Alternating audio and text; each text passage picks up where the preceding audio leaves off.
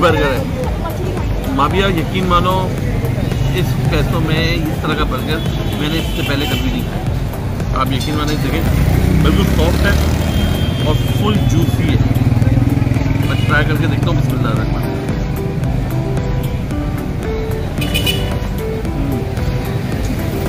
Fully juicy है, थोड़ी spicy है, लेकिन जो इसका पेटी है आउट क्लास बेहतरीन।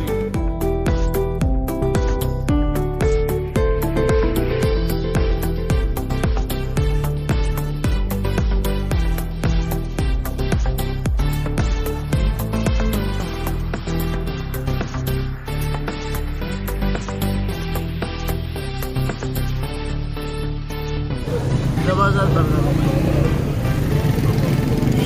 बहुत टेस्टी, स्पाइसी और ऐसा कह लो कि बस बोले नहीं जा रहा, बस बंदा खाए जाए खाए जाए।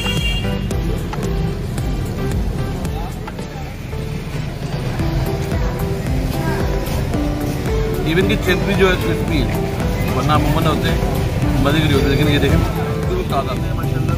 अच्छा है, बस रोड में हॉट एंड रोल एक दफ़ा लाजमी आके ट्राई कीजिएगा।